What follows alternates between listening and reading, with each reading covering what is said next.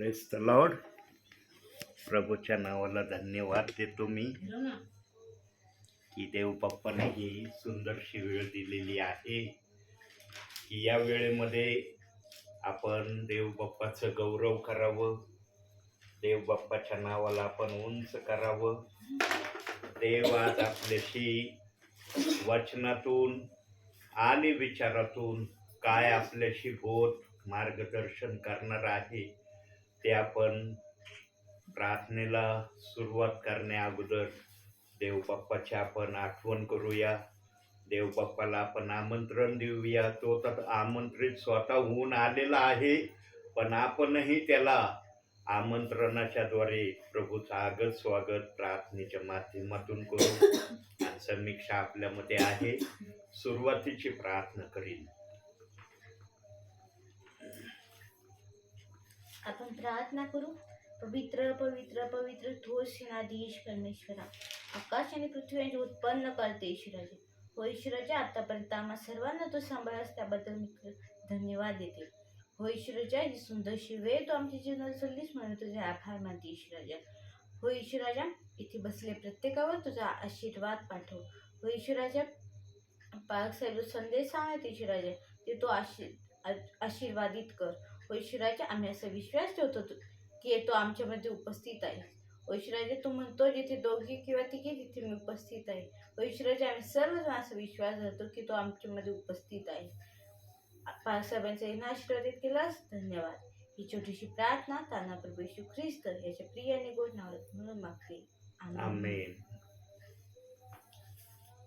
गीत गाऊया आपण. आधी वंदन देवा तुला, आधी वंदन देवा तुला, आधी वंदन ख्रिस्ता तुला. तू आहे जगा वेगळा, तू आहे जगा वेगळा. आधी वंदन देवा तुला, आधी वंदन ख्रिस्ता तुला. तू आहे जगा वेगळा, तू आहे जगा वेगळा. नाम येशूचे गोड मनाला, मुखी घेऊ सदा स्तवनाला. नाम येशूचे गोड मनाला, मुखी घेऊ सदा स्तवनाला. किती अळू मी देवा तुला, किती अळू मी ख्रिस्ता तुला. तू आहे जगा वेगळा, तू आहे जगा वेगळा. आधी वंदन देवा तुला, आधी वंदन ख्रिस्ता तुला. तू आहे जगा वेगळा, तू आहे जगा वेगळा. नाम येशूचे सांगू जगाला, ख्रिस्त येशू हाची तारणारा. नाम येशूचे सांगू जगाला, ख्रिस्त येशू हाची तारणारा. पापी जनांना तारावयाला, पापी जनांना तारावयाला. तू आहे जगा वेगळा, तू आहे जगा वेगळा. आधी वंदन देवा तुला, आधी वंदन ख्रिस्ता तुला. तू आहे जगा वेगळा, तू आहे जगा वेगळा.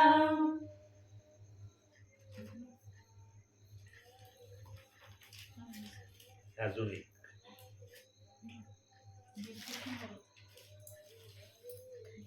35 sorry 33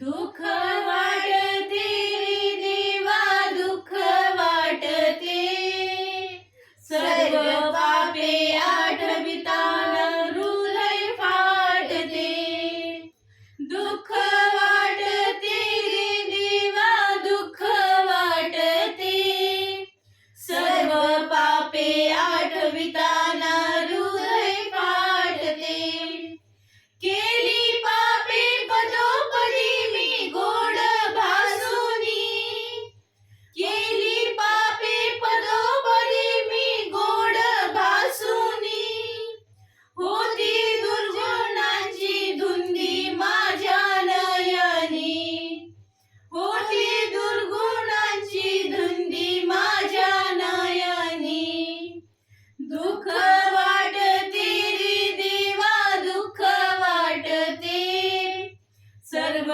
पापे आठविताना हृदय फाटते काम क्रोध गर्व यांनी होती वेळीला काम क्रोध गर्व यांनी होतो वेळीला दयानिधी तुझ माझा पीळ काढिला दयानिधी तुझ माझा पीळ काढिला दुःख वाटते रे देवा दुःख वाटते सर्व पापे आठविताना हृदय फाटते दया प्रीती शांती काही नवती मला दया प्रीती शांती काही नवती मला अशा सद्गुणात होतो फार मी उणा अशा सद्गुणात होतो फार मी उणा दुःख वाटते रे देवा दुःख वाटते सर्व पापे आठविताना हृदय फाटते तुझे रक्त मौल्यवान त्यात धुनी तुझे रक्त मौल्यवान त्यात धुनी मान पुण्यवान मला जवळ घेऊनी मान पुण्यवान मला जवळ घेऊनी दुःख वाटते रे देवा दुःख वाटते सर्व पापे आठविताना हृदय फाटते खोड माझी सर्व पापे क्षमा करुनी खोड माझी सर्व पापे क्षमा करुनी आलो तुझकडे आता नम्र होऊनी आलो तुझकडे आता नम्र होऊनी दुःख वाटते रे देवा दुःख वाटते सर्व पापे आठविताना हृदय फाटते नको नरकी टाकू अशा कष्टी कोकरा नको नरकी टाकू अशा कष्टी कोकरा वागवूनी घे मला हे विश्वंभरा वागवूनी घे मला हे विश्वंभरा दुःख वाटते रे देवा दुःख वाटते सर्व पापे आठविताना हृदय फाटते दासा होई मोठा हर्ष क्षमा पावता दासा होई मोठा हर्ष क्षमा पावता शांती बहु होई मनी पापे हरता शांती बहु होई मनी पापे हरता दुःख वाटते रे देवा दुःख वाटते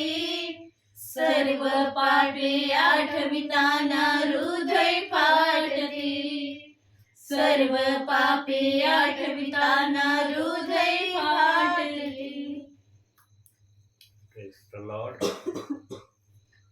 देव बाप्पाच्या नावाला धन्यवाद असो या गीतांसाठी.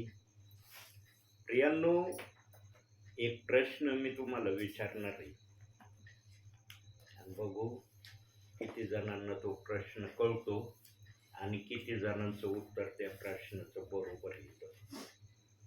उत्तर देण्यासाठी आईंना देखील मूभ आहे बरं का. असं नाही की आईंसाठी तो प्रश्न नाही. प्रश्न सर्वांसाठी एक समान आहे. बघू कोणाच्या मनात काय उत्तर आहे, कोणाच्या मनात काय. आम्ही सध्या दुःखाच्या दिवसात आहेत का आनंदाच्या दिवसात आहे? आनंदाच्या. तू समीक्षा? आनंदाच्या. आई तुम्ही? आनंदाच्या. तू बाळा? आनंदाच्या. देव बाप्पाच्या आत्म्याने तुम्हाला शब्द पुरवला. धन्यवाद देव बाप्पासाठी. प्रियांनो, आम्ही खरोखर आनंदामध्ये आहोत. का आनंदामध्ये येत आता हे ऐका. कुणी जर तुम्हाला विचारलं, माझ्यासारखा जर प्रश्न विचारला आणि तुम्ही जर हेच उत्तर दिलं जे आता प्रभूच्या उपस्थितीमध्ये दिलंय, समोरचा जर म्हणला आम्हाला सांगा बरं आनंदामध्ये काय, सारं जग दुःखाचा दिवस मानतोय, तुम्ही आनंदाची म्हटले कस काय, काय कारण आहे? त्यांना सांगायचं येशू ख्रिस्ताने आमचं सर्व दुःख, पापाची आम्हाला क्षमा भेटण्या अगोदर सगळं दुःख वाहून नेलं आणि त्याच्यासाठी येशू ख्रिस्ताला आपला प्राण द्यावा लागला.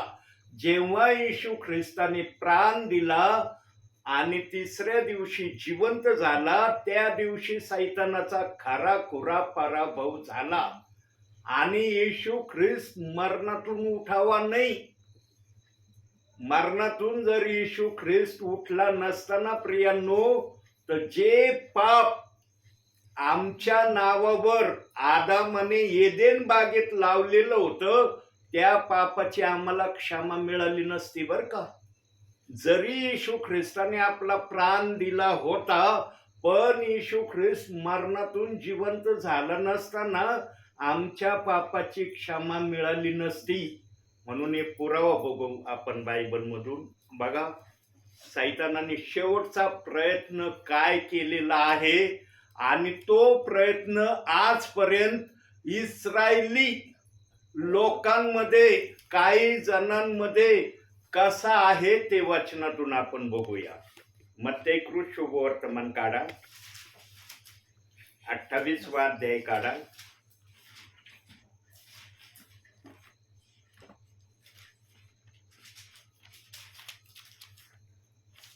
काढला? 1 पासून साधारण 10 पर्यंत वचन वाचा.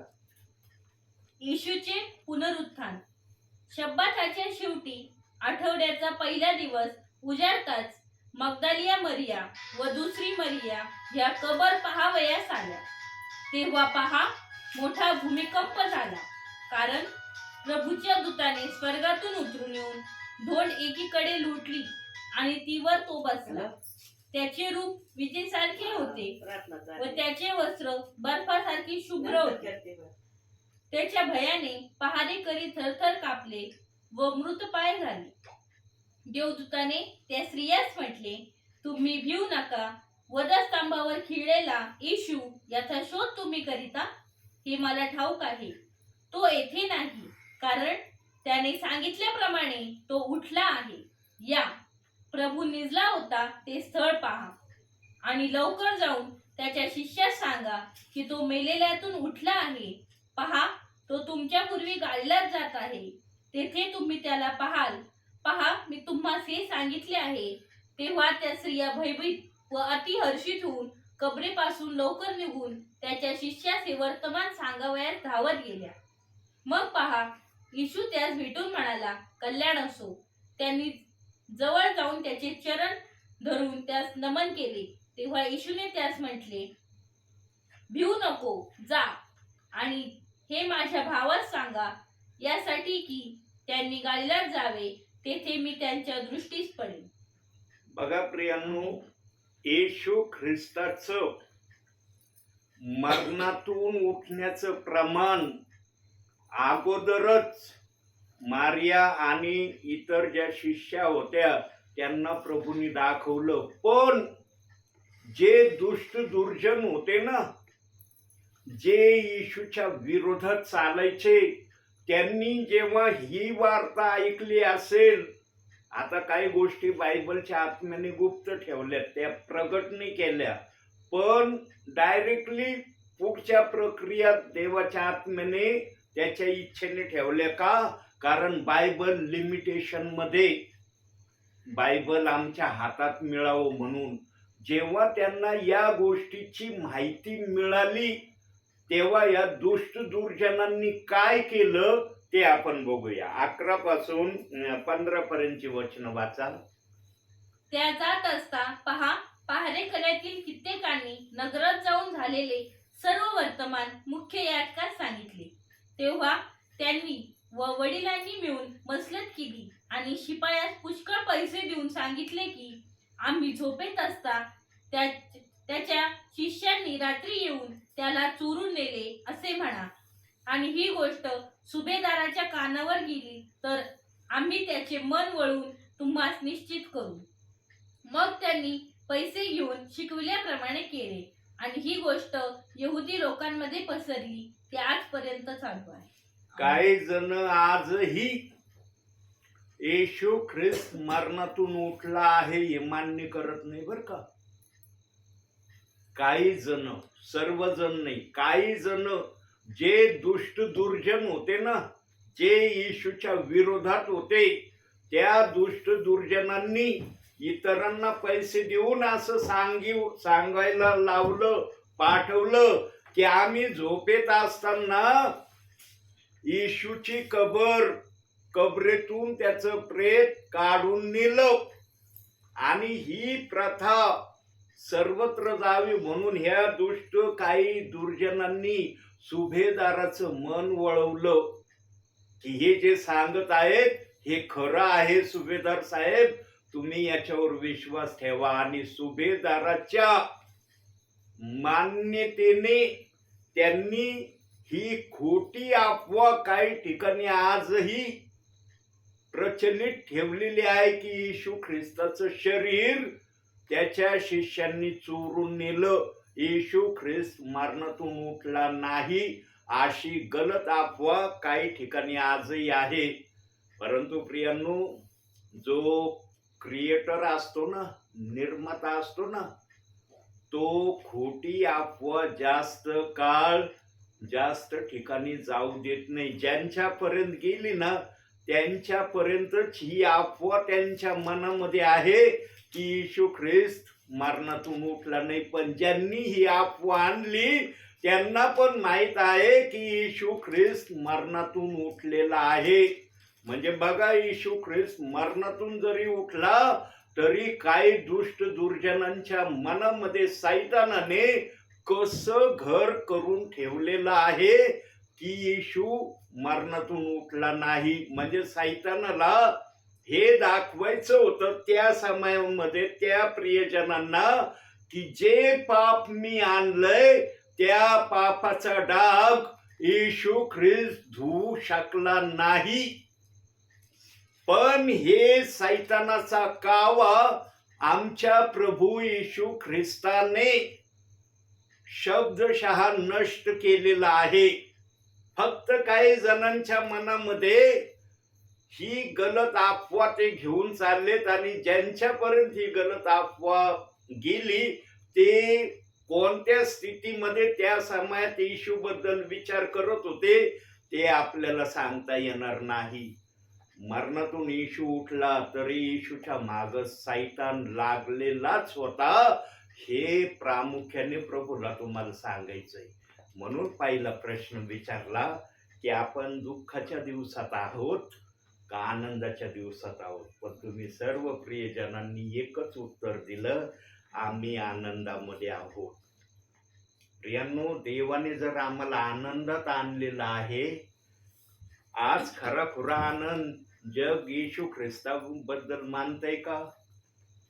आजच्या समयात हे जे वर्तमान काळ आम्ही अनुभवतो, या वर्तमान काळामध्ये आम्ही चाललो, आम्हाला म्हणता येतं का अख्खं जग आजच्या समयाला येशू ख्रिस्ताने आमच्यासाठी आनंद आणलेला आहे. त्या आनंदामध्ये आजच्या दिवसामध्ये जग चाललंय का नाही चाललं?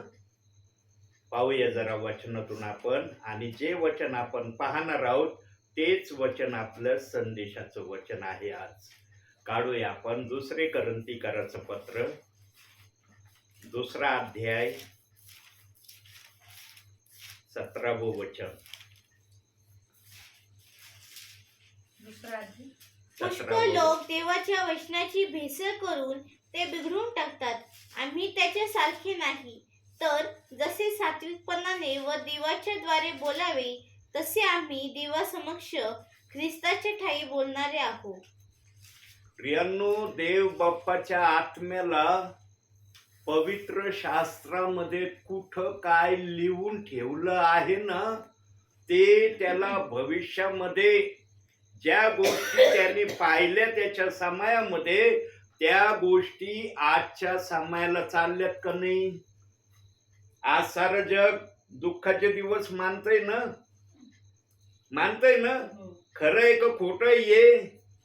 प्रियांनो, देवाचा आत्मा कधी पण खोटं बोलत नाही. देवाचा आत्मा बोलायला घाबरत नाही. जे चाललंय तेच पवित्र आत्मा बोलत आहे.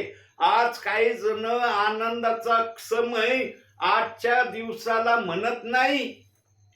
का म्हणत नाही आनंदाचा दिवस? कारण म्हणतात येशू ख्रिस्ताने अरण्यात 40 दिवस उपवास धरले, त्याने दुःख व्यक्त केलं, तो दुःखामध्ये गेला, म्हणून आम्हाला पण दुःखामध्ये जाणं गरजेचं आहे.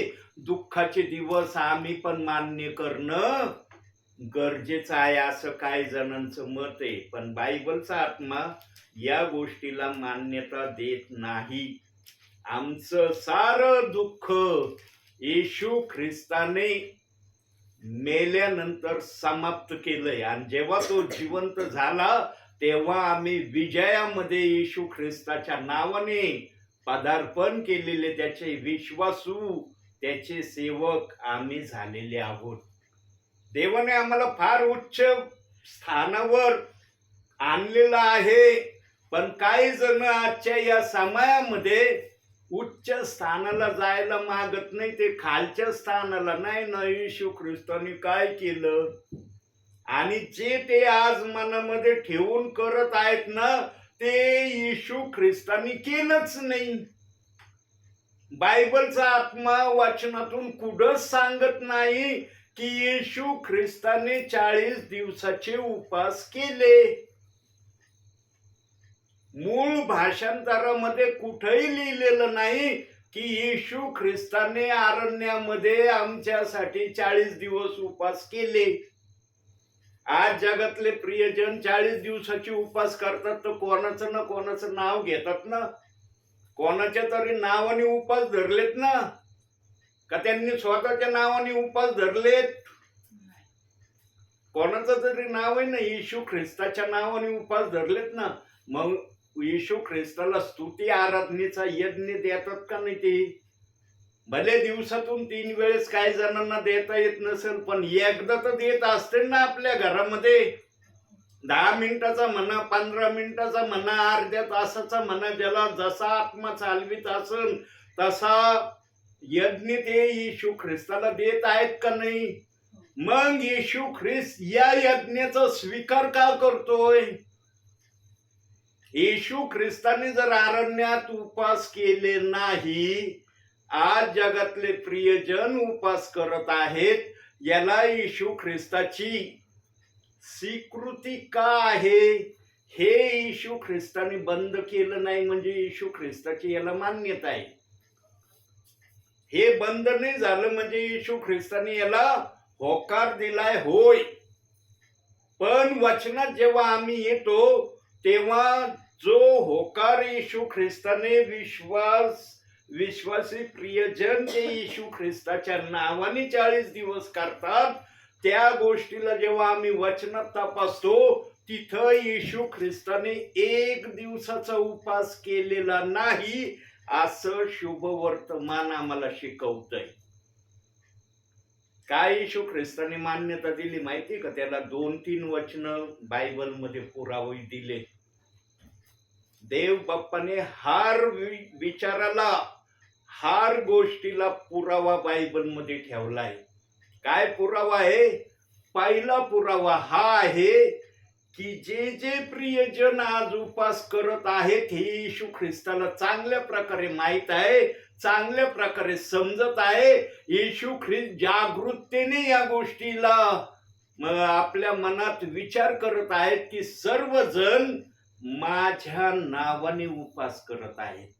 कोणाचं नाव आहे त्याच्यामध्ये? येशू ख्रिस्ताचं नाव आहे. हा, तुम्ही उपास धरलाय देव बाप्पाला कळतंय, पण गौरव कोणाचा आहे? देवाचा. म्हणून देव बाप्पाने आजपर्यंत ते बंद नाही केलं. पण जेव्हा आम्ही नाण्याला जसे 2 बाजू असतात आहे ना, एक बाजूच्या नाण्याने नाणं म्हणता येईल का? 2 बाजू असतात. आता पहिली बाजू आपण धरूया ही आहे, तर दुसरी बाजू पण बघणं गरजेचं आहे ना, की दुसरी बाजू याच्या बरोबर समान आहे का नाही. पण जेव्हा दुसरी बाजू आम्ही पवित्र शास्त्रातून तपासतो, तिथं पहिल्या बाजू सारखी दुसरी बाजू प्रभू परमेश्वराला दिसत नाही. बघूया जरा वचनातून आता दुसरी बाजू. मत्तेय शुभवर्तमान 4था अध्याय 2रं वचन. बघा आता दुसरी बाजू काय दिली. मग तो 40 दिवस व 40 रात्री उपाशी राहिल्यानंतर त्याला भूक लागली. काय म्हणतंय वचन? उपाशी राहिला. 40 दिवस 40 रात्री तो उपाशी राहिल्यावर सैतानाला कळलं की याला भूक लागली आता. मग त्याने 5वे वचनात येशूला म्हटलं, तुला भूक लागली आहे, या धोंड्यांना भाकरी होण्याची आज्ञा कर. पण येशू ख्रिस्ताने सैतानाचा कावेबाजपणा अरण्यात ओळखला. म्हणून येशू ख्रिस्ताने पण उत्तर दिलं त्याला, मनुष्य केवळ भाकरीने नव्हे तर परमेश्वराच्या प्रत्येक वचनाने वाचेल. प्रियांनो, आमचा येशू ख्रिस्त कधीच सैतानाच्या कोणत्या जाळ्यामध्ये अडकलेला नाही. आणि आमच्या देव बाप्पाने पण जे आत्म्याने आणि खरेपणाने प्रभू मध्ये आहेत, ज्यांच्यामध्ये देवाचा आत्मा कार्य करत आहे, त्यांना पण अशाच प्रकारे सैतानाच्या विरोधात वागण्यासाठी तयार केलेलं आहे. पण आता ते प्रियजन कुठे आहेत, कोणते सेवक आहेत, कोणते विश्वासणारे आहेत, हे शब्दशः मला सांगता येणार नाही. पण देवाचा आत्मा जर हे शब्द उच्चारण करत आहे, तर हे 100% पवित्र आत्मा खरं बोलत आहे. जिथं देव बाप्पाचं गौरव आहे ना, तिथं देव बाप्पांनी मान्यता दिली. आणि याला 2 वचन आपण बघूया. साक्षीदार, तुम्हाला म्हणलं ना पवित्र आत्म्याजवळ साक्षीदार आहे. पहिलं साक्षीदार बघू आपण. प्रेषितांची कृत्य 17वा अध्याय 30वे वचन. अध्ययनाच्या काळांची देवाने उपेक्षा केली, परंतु आता सर्वांनी सर्वत्र पश्चाताप करावा अशी तो मनुष्यास आज्ञा करीतो. काय करावं म्हणतो? पश्चाताप करण्याची देव बाप्पाने सर्वांना आज्ञा दिली. किती जण पश्चाताप करतात आज? जेव्हा पश्चातापाची भाषा येते, पश्चातापाचा शब्द येतो, तेव्हा किती जण म्हणू शकतात की मी वचनाप्रमाणे पश्चाताप केलाय किंवा करत आहे? प्रियांनो, पश्चाताप हा देखील देवाच्या आत्म्याच्या प्रेरणेने पश्चाताप आम्ही केला पाहिजे. बुद्धीने केलेला पश्चाताप ना तितकासा आमच्या जीवनाला प्रभावित करण्यास योग्य नाही. पण देवाच्या प्रेरणेने केलेला पश्चाताप हा आशीर्वाद देणारा आहे. काल एक ठिकाणी संदेश देत असताना पवित्र आत्मा माझ्या मुखातून बोलला, पेत्राने पश्चाताप केला, त्याला स्वर्गाच्या राज्याची किल्ली प्रभू परमेश्वराने दिली. देव बाप एवढ्याच गोष्टींनी समाधानी राहिलं नाही, तर जगाच्या शेवट होण्याचं वचन पेंटिकॉस्टच्या दिवशी पेत्राच्या मुखातून देव बाप्पाने पवित्र आत्मेद्वारे सांगितलं. देव बाप्पाचा आत्मा पेत्राच्या पश्चातापाने सर्वात जास्त आनंदी झाला. ज्या 2 चाव्या येशू ख्रिस्ताजवळ होत्या, त्याच्यातली एक चावी येशू ख्रिस्ताने स्वतः पेत्राला दिली. आम्हाला माहित असलं पाहिजे येशू ख्रिस्ताजवळ 2 चाव्या होत्या. काही जणांना तर येशू ख्रिस्ताजवळ चाव्या आहेत हे देखील माहिती नाही, आणि काही जणांना माहित आहे तर त्यांना त्याचा अर्थ सांगता येत नाही. अतिशय महत्वाची चावी येशू ख्रिस्ताने आपल्या जवळ ठेवलेली आहे, अतिशय महत्वाची. आणि त्या चावीचं संरक्षण किंवा त्या चावीला आपल्या नियंत्रणामध्ये येशू ख्रिस्ताशिवाय कुणी ठेवू शकणार नाही. पेत्र त्या चावीला सांभाळण्यास असमर्थ होईल हे देव बाप्पाला दिसलं, म्हणून पेत्राला जी चावी येशू ख्रिस्ताजवळ आहे ती चावी येशू ख्रिस्ताने पेत्राला दिली नाही. येशू ख्रिस्ताने स्वर्ग राज्याची किल्ली चावी पेत्राला दिली. का दिली माहितीये का पेत्राला ती चावी?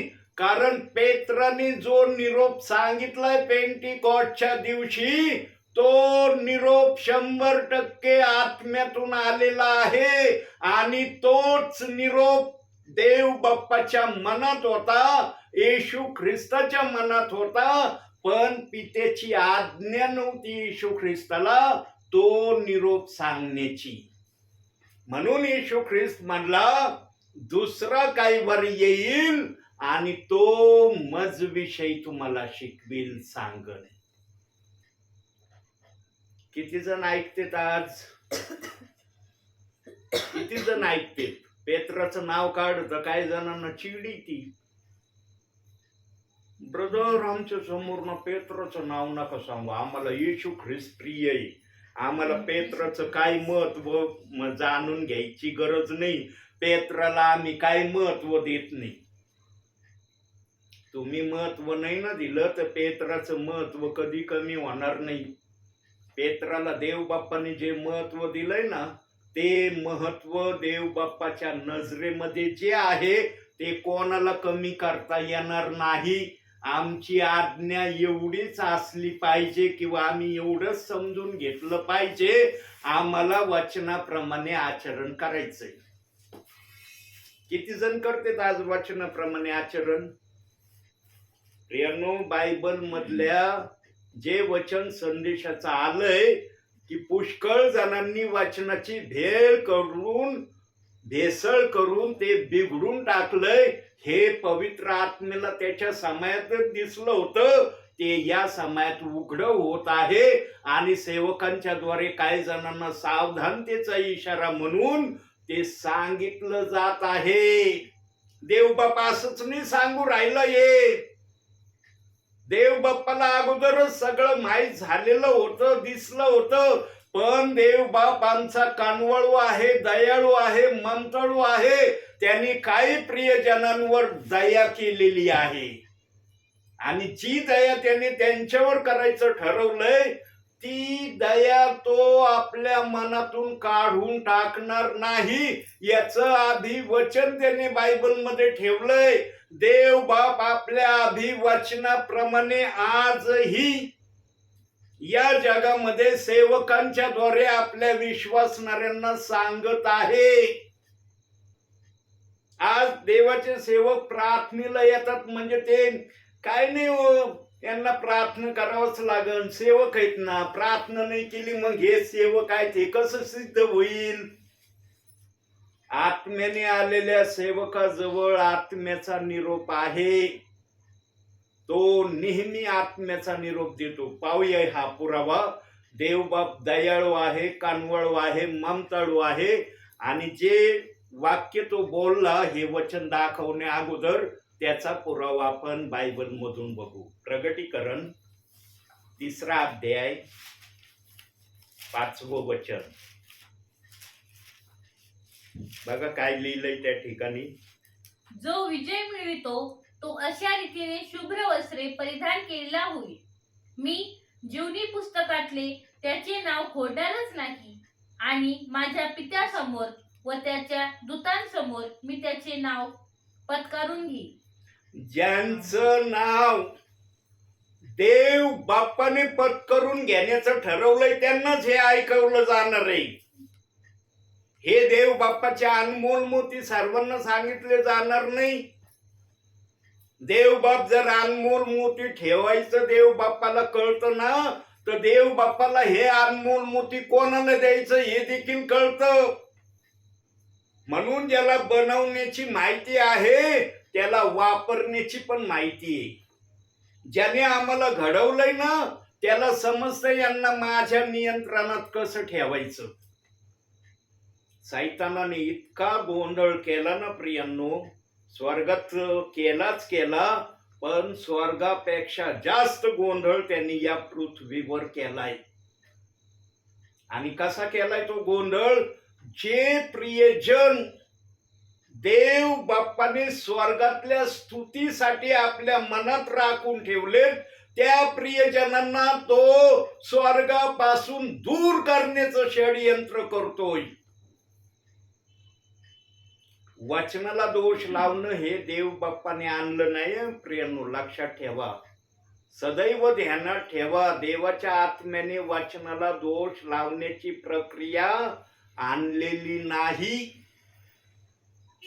देव बाप्पाच्या मनामध्ये जे होतं ना ते या समयामध्ये सेवकांच्या द्वारे प्रगट करत आहे. आता 2 छावेविषयी देव बाप बोलला होता ना, 2 छावे बघू आपण जरा. पहिली छावी बघू आपण. प्रगटीकरण 1 अध्याय 18वं वचन.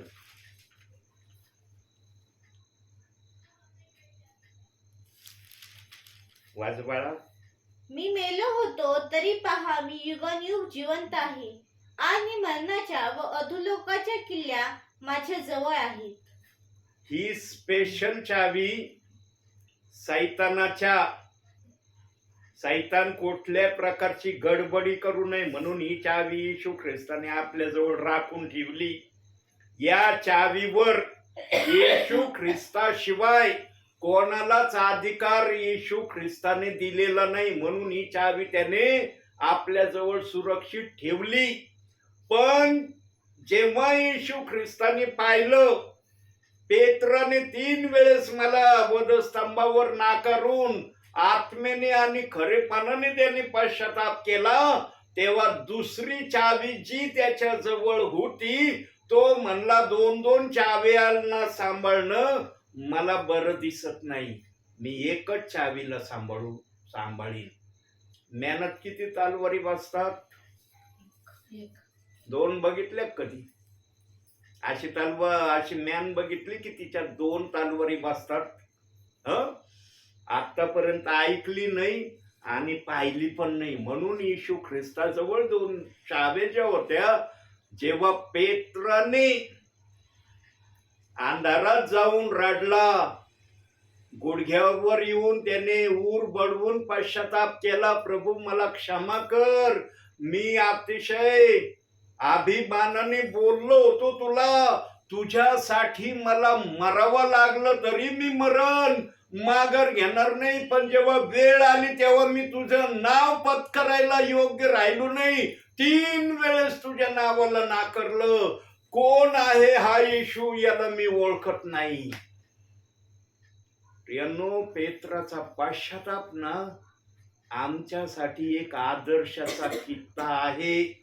म्हणून पेंटिकॉस्टच्या दिवशी त्याच्या मुखातून हे शब्द पवित्र आत्म्याने काढले, पश्चाताप करा, तुमच्या पापाची क्षमा व्हावी म्हणून तुम्ही प्रत्येक जण येशू ख्रिस्ताच्या नामाने बाप्तिस्मा घ्या. पण जेव्हा हा बाप्तिस्मा घेण्याचा शब्द प्रभूंनी ठेवला ना, इथं विश्वासणाऱ्यांचे मन कठीण झाले, संकोचित झाले. त्यांना आठवण आली की प्रभूने 2 बाप्तिस्मे घ्यायला सांगितले नाही, 1 घ्यायला सांगितला. म्हणून कोणत्या वचनाला विरोध करायचा? पेत्र जे म्हणला ते वचनाला विरोध केल्यावर आमचं काही होणार नाही. पण या वचनाला विरोध करण्यामागचा जेव्हा खरा अर्थ विश्वासणाऱ्यांना, सेवकांना कळल ना, की फुल अथॉरिटी स्वर्गाच्या राज्याची किंवा स्वर्गाचे चौकीदाराची अथॉरिटी कोणाला देण्यात आलेली आहे, हे जेव्हा लक्षात येईल ना, तेव्हा आम्हाला कळल की पेत्र किती महत्वाचा आहे. कंपनीमध्ये एखादा जर चौकीदार असला ना, कंपनीच्या अधिकाऱ्याचा चौकीदाराला फुल अधिकार असतो. कोणत्या गोष्टीविषयी अधिकार असतो? फक्त बाहेरच्या अनोळखी व्यक्तीला आतमध्ये येऊ द्यायचं नाही. पण जे कंपनीचे कामगार आहेत, अधिकारी आहेत, त्यांना चौकीदार आडवितो का? त्यांना म्हणतो का तुम्ही कुठं चालले? त्यांना लगेच सोडितो. पण अनोळखी जर दिसला, कुठून आले, कुठं चालला, कोणाला भेटायचंय, चौकीदार म्हणतो का नाही? जगिक कंपनीमध्ये बघा, जे सिक्युरिटी गार्ड असतात ते जर जगामध्ये अनोळखी व्यक्तीला कंपनीमध्ये जाण्यासाठी विचारणा केली जाते, मग स्वर्गामध्ये ज्यांना प्रभूने घ्यायचं ठरवलंय आणि जे स्वर्गाच्या रस्त्यावर येण्यासाठी निरनिराळ्या पळ वाटांनी स्वर्गापासून स्वतःला अलिप्त ठेवण्याचा प्रयत्न करत आहेत, त्यांना पेत्र विचारणा करील का नाही की पृथ्वीवर तुम्ही काय केलंय? तुम्ही वचनाप्रमाणे चालले का? वचनाला दोष लावला नाही का? हे विचारणार का नाही? आज तो म्हणतो प्रभू आला की मी चाललो स्वर्गामध्ये. इतकं सोपं आहे का स्वर्गामध्ये जाणं? बघा आता दुसरी चावी बघू आपण. मत्तेकृत शुभवर्तमान दुसरी चावी कोणाकडे? 16वा अध्याय 18-19 2 वचन. आणखी मी तुला सांगतो, तू पेत्र आहेस आणि ह्या खडकावर मी आपली मंडळी रचीन व तिच्या पुढे अधोलोकाच्या द्वाराचे काही चालणार नाही. मी तुला स्वर्गाच्या राज्याच्या किल्ल्या देईन आणि पृथ्वीवर जे काही तू बांधशील ते स्वर्गात बांधले जाईल व पृथ्वीवर जे काही तू मोकळे करशील ते स्वर्गात मोकळे केले जाईल. आता पेत्राला मंडळी उभारण्याचा, बांधण्याचा फुल अधिकार देव बाप्पांनी दिलाय. आता मंडळी म्हणल्यावर, चर्च म्हणल्यावर, चर्च मध्ये एक विश्वासणारा असतो का? पाहिलं का असं चर्च? की त्या चर्च मध्ये सेवक आणि एकच विश्वासणारा आहे. फार मोठं चर्च आहे, पण एकच विश्वासणारा आणि एकच पाळक, आणि त्यांचं चर्च चाललंय. पाहिलं असं चर्च? आजपर्यंत मी पाहिलं नाही. कमीत कमी 7 जण जर ज्या पण ठिकाणी असतील, 7 जण, तिथून देव बाप्पांनी चर्च या शब्दाला मान्यता दिली. कारण 7 हा आकडा पूर्णतेचं दर्शक आहे. कमीत कमी 7 जण ज्या सेवकाजवळ आहे ते त्याचं चर्च आहे. मग या 7 जणांचे किती जण असले अधिक, देव बाप त्याला चर्चच म्हणतो. कमीत कमी 7 विश्वासणारे ज्या सेवकाजवळ आहे ते त्याचं चर्च आहे. म्हणून शिष्यगण, पाहूया जरा वचनातून आपण. प्रेषितांची कृत्य 2रा अध्याय 47व वचन वाचा. 2रा अध्याय 47व वचन. सर्व लोक त्यास प्रसन्न असत आणि तारणप्राप्ती झालेल्या इस्मांची प्रभू प्रति दिवशी त्यांच्यात भर घालीत असे. आमेन. हे लिहिलंय का? थांबा, तोच अध्याय राहू द्या. जो शब्द दाखवायचाय तो दाखवतो मी तुम्हाला. 42 वाचा. 42. ती प्रेषितांच्या शिक्षणात, संगतीत, भाकर मोडण्यात व प्रार्थना करण्यात तत्पर असत. आता प्रेषित ज्या पण घरात जायचे तिथं 7 कमीत कमी प्रियजन असतील असं आपण धरूया. आपण तर पाहायला नव्हतो तिथं. जर एखाद्या परिवारामध्ये 7 प्रियजन जर नसतील तर एखाद्या घरामध्ये जर हे प्रेषित प्रार्थनेसाठी उतरलेले आहेत, जर पेत्राच्या सावलीने आजारी बरे होत होते असं वचनात जर दिलंय, तर हे शिष्यजन ज्या ठिकाणी जात असतील तिथं लोकांना माहिती मिळत असन का नसन की शिष्य आलेत प्रार्थनेला, मग काही दुसरे प्रियजन त्या घरामध्ये येत असतील का नसतील प्रार्थनेला? आज चालतंय ना असं. जर एखाद्या ठिकाणी सेवक आला तर जे विश्वासणारे आहेत, प्रभूवर विश्वास ठेवणारे, ते येतात का नाही त्या घरी प्रार्थनेला? पण आता प्रत्येकाच्या मनामध्ये काय येऊ राहिलाय नवीन विचार, सेवक त्या घरी आलेत म्हणजे त्यांच्यासाठी ते आलेत, आमच्या घरात आल्यावर आमच्यासाठी आले. हे आज काही परिवारांनी आपल्या मनात आणलंय. म्हणून आज काही घरांनी जिथं सेवक जातो तेच परिवारातले प्रियजन त्या ठिकाणी दिसतात. इतर जण असतात प्रभूवर विश्वास ठेवणारे, पण ते म्हणतात त्यांच्या घरी आलेत, आमच्या घरी नाही आले, आमच्या घरी आल्यावर आम्ही बसू प्रार्थनेला. ही आज विश्वासणाऱ्याने आपल्यामध्ये चढाओढ लावली. पण शिष्याच्या काळामध्ये अशी चढाओढ नव्हती. जिथं पण शिष्य जायचे ना प्रियांनो, त्या घरामध्ये बसायला जागा पुरत नसेल. बायबलच्या आत्म्याने ते वर्णन केलेलं नाही, पण वर्णन हे केलंय ते शिक्षण द्यायचे, भाकर मोडायचे आणि त्यांना प्रभूच्या संगतीमध्ये ठेवायचे. शिष्यांनी फार मोलाची सेवा केली प्रियांनो. शिष्यांची सेवा इतकी तोला मोलाची सेवा आहे. म्हणून देव बाप्पाने त्यांच्या सेवेला काय नाव दिलंय जरा वचनातून बघू आपण. इफिसकरास पत्र 2 अध्याय 20 वचन. हे नाव देव बाप्पाच्या आत्म्याने शिष्यांच्या प्रेषितांच्या सेवेला दिलंय. 2 अध्याय इफिसकरास पत्र 20 वचन. प्रेषित व संदेष्टे या पायावर तुम्ही रचलेले आहात. स्वतः ख्रिस्त येशू मुख्य कोनशिला आहे. शिष्यांना आणि संदेष्ट्यांना पाया घालण्याचा अधिकार दिलाय. त्यांची सेवेला काय नाव दिलंय प्रभू परमेश्वराच्या आत्म्याने? त्यांनी पाया घातला. आम्ही काय करत आहोत? इमारतीला बांधत आहोत. या इमारतीला बांधण्यामध्ये आणखी 2 जण आहेत. केवळ सेवकच ही इमारत बांधतोय असं नाही, आणखी 2 सहकारी या सेवकाला प्रभूने दिलेले आहेत. ते 2 सहकारी कोणते? वचनातून बघू आपण. इफिसकरास पत्र 4 अध्याय 11 वचन. आणि त्यानेच कोणी प्रेषित, कोणी संदेष्टे, कोणी सुवार्तिक, कोणी पाळक व शिक्षक असे नेमून दिले. शिक्षक आणि सुवार्तिक हे 2 जण पाळकाला सहकारी प्रभूने दिलेत. आणि या 3 जणांच्या द्वारे जो पाया संदेष्टे प्रेषितांनी घातला प्रभूच्या इच्छेने, त्याला इमारत बांधण्याच्या कामामध्ये या 3 प्रियजनांचे किंवा 3 सेवकांची जबाबदारी त्यांच्यावर दिली. म्हणून सेवकाला सेवेला जाणं गरजेचं आहे. सेवकाने सेवेला गेलंच पाहिजे.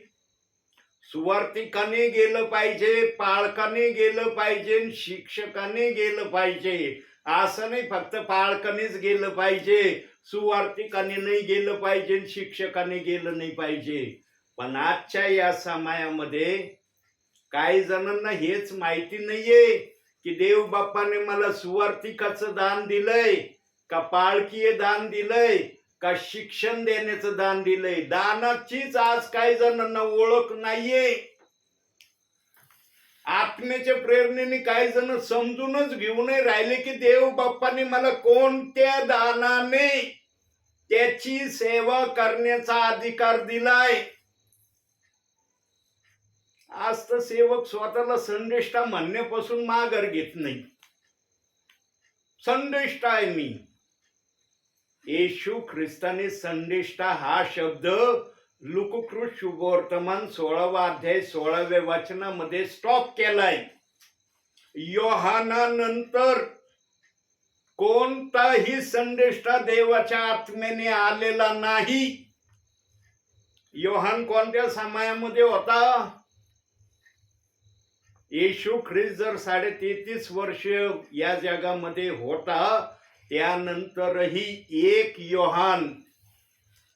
एक योहानाचं मुंडक कापण्यात आलंय ना, शिरच्छेद करण्यात आलं त्याच्या मस्तकाचा, है ना, दिलंय ना शुभ वर्तमानामध्ये. दुसरा जो योहान आहे तो कोणता योहान आहे? 12 शिष्यांमध्ये एक आणखी योहान आहे ज्याच्यावर येशू ख्रिस्त सर्वात जास्त प्रीती करायचा.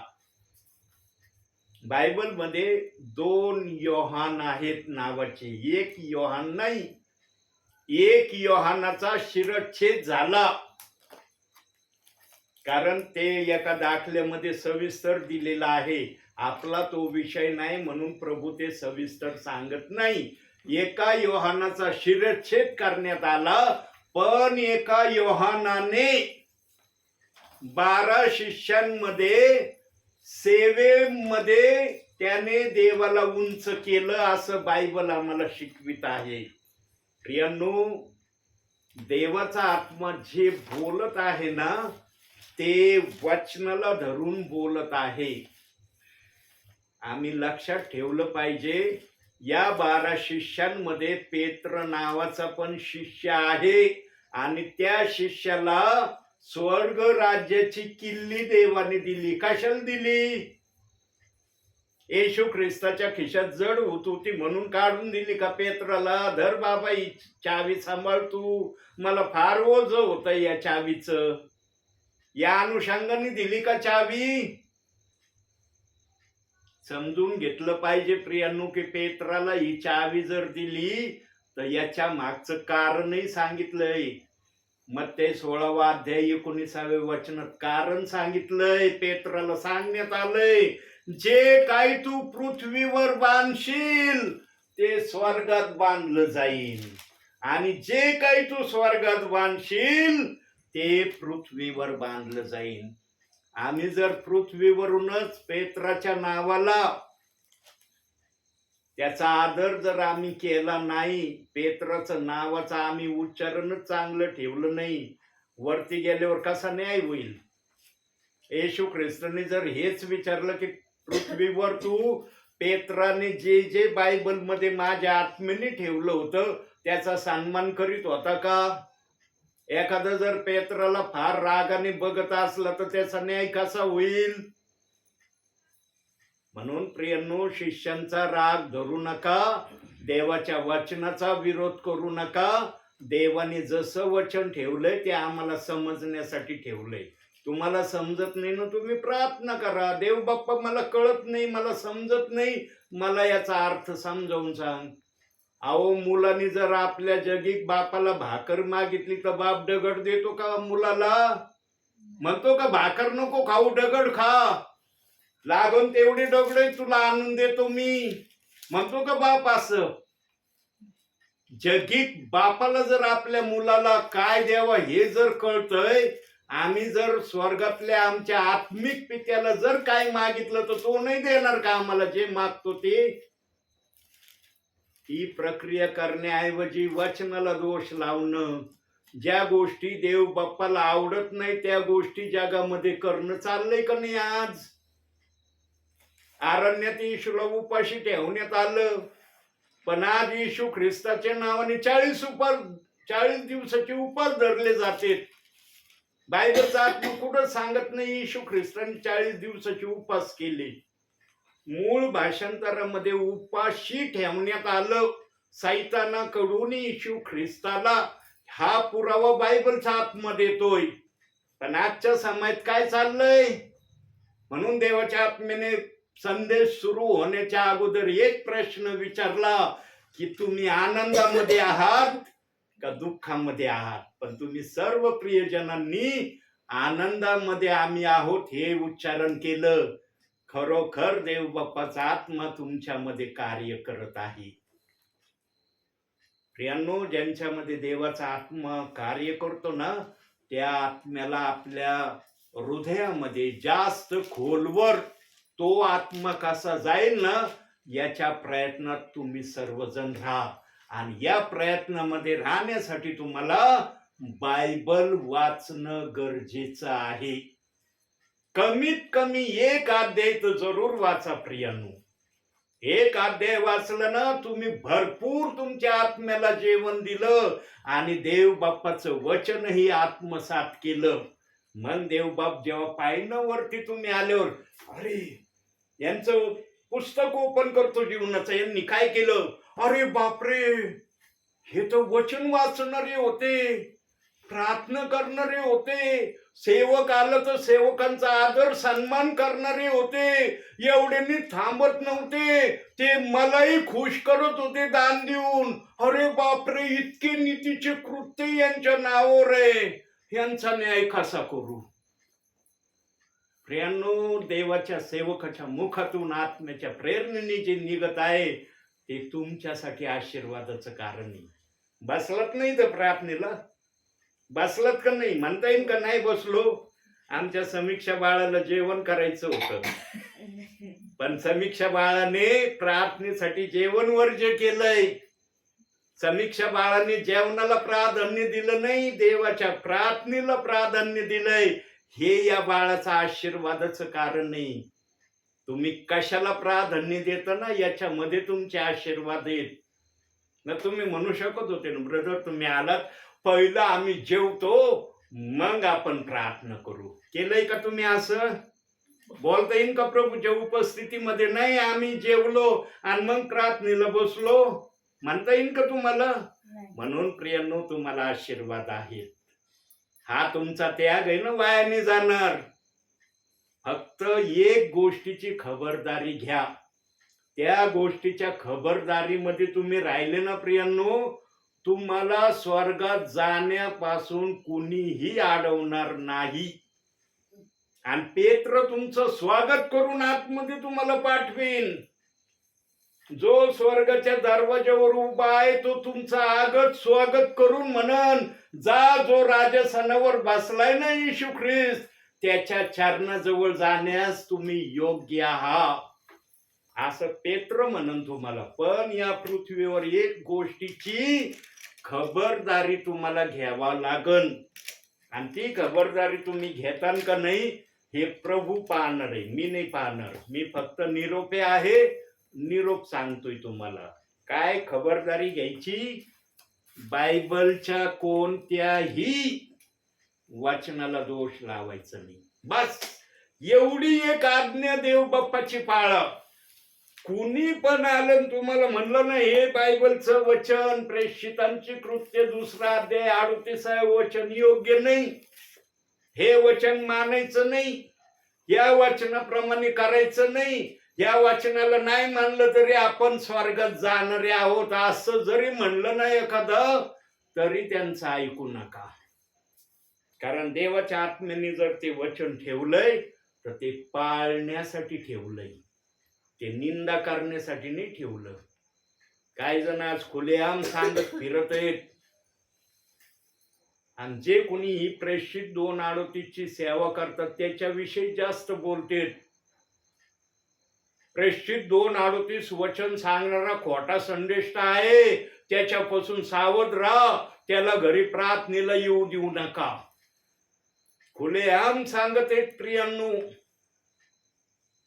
सांगा, जे वचन बायबल मध्ये देवाने ठेवलंय त्या वचनाच्या विरोधात विश्वासणाऱ्यांना असे भडकावण्याची भाषा बोलत आहेत, त्या सेवकाचा न्यायाच्या दिवशी न्याय कसा होईल विचार करा.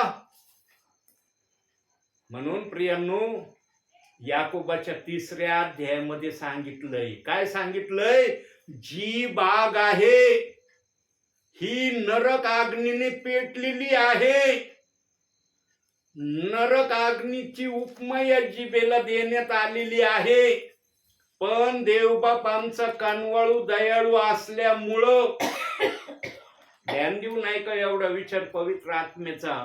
आज जे सेवक म्हणा, विश्वासणारे म्हणा, सेविका जे नरकाची भाषा बोलतात ना, नरक नरक नरक, हा नरकात जाणार आहे, तो नरकात जाणार आहे, ती नरकात जाणार आहे, ही जी भाषा आम्ही ऐकतो ना काही ठिकाणी, त्याला कारण काय आहे? याकोबाच्या पत्रामध्ये जीभ ही आग आहे, ती नरक अग्नीने पेटलेली आहे असं ज्यांनी वाचलंय ना, ते शब्दाला धरून ते बोलत आहेत नरकात जाणारे. पण देव बाप्पाने ते नरक अग्नीने पेटलेली आहे याचा सांगण्याचा उद्देश काय आहे की ती नरकामध्ये जाण्यास योग्य होती, पण मी तिला नरकात जाऊ दिलं नाही. कशामुळे जाऊ नाही दिलं? पुरावा बघू वाचनातून. फिल्पेकराचं पत्र 2 अध्याय 11 वचन. नरक अग्नी अशा जिभेला देव बाप्पाने नरक अग्नीमध्ये जाऊ दिलं नाही. का नाही दिलं? त्याचं उत्तर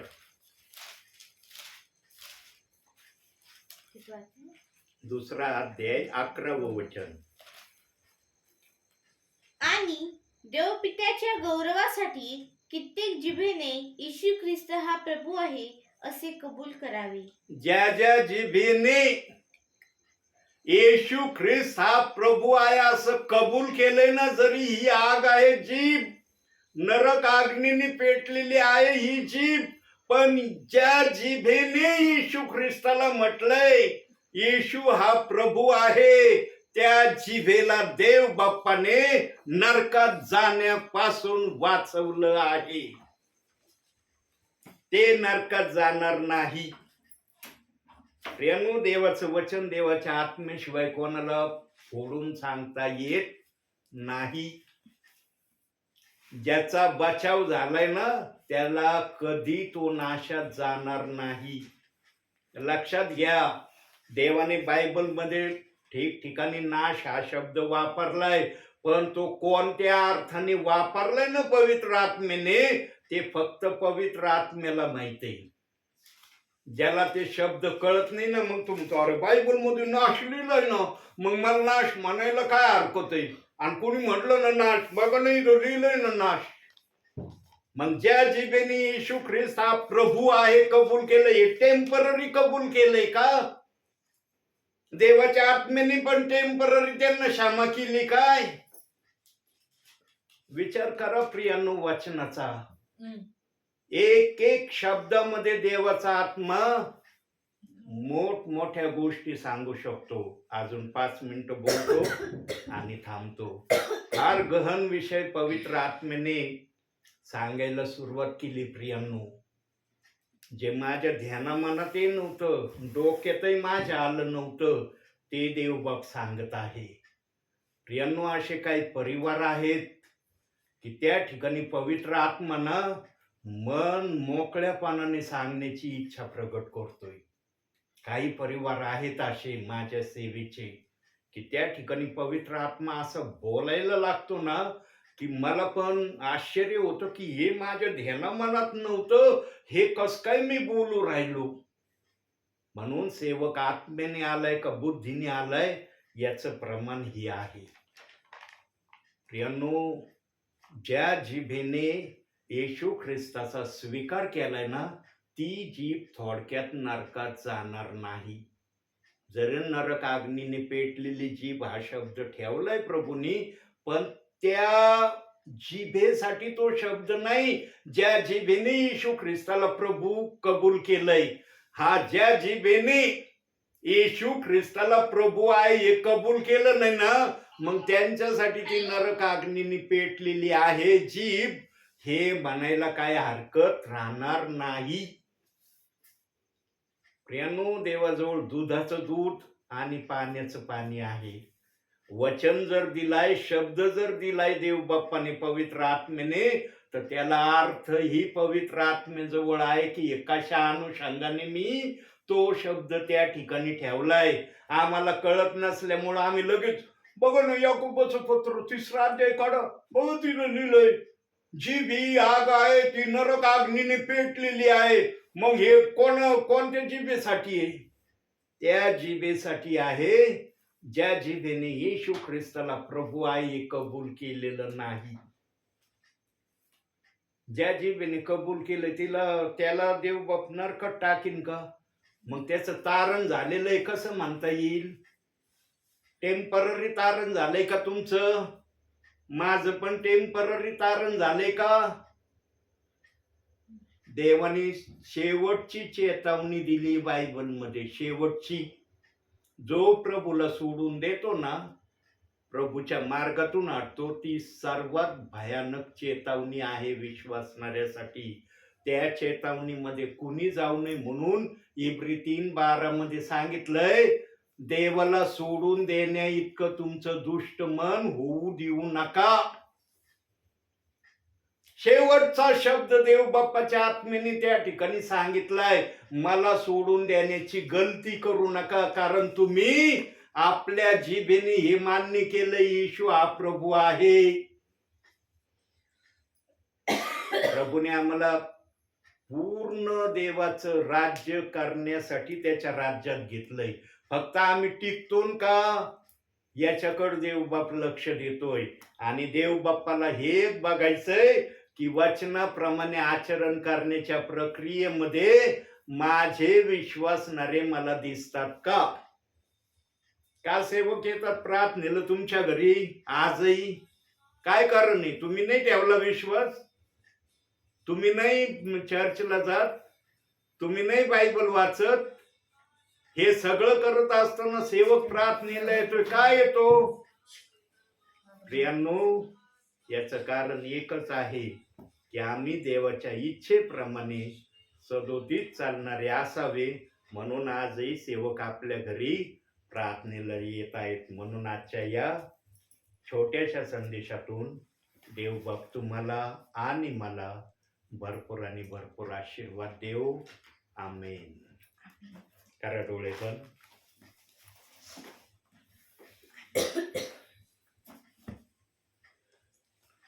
काही सेकंद आपण शांत राहू प्रियांनो, मग आपण प्रार्थना करणार आहोत.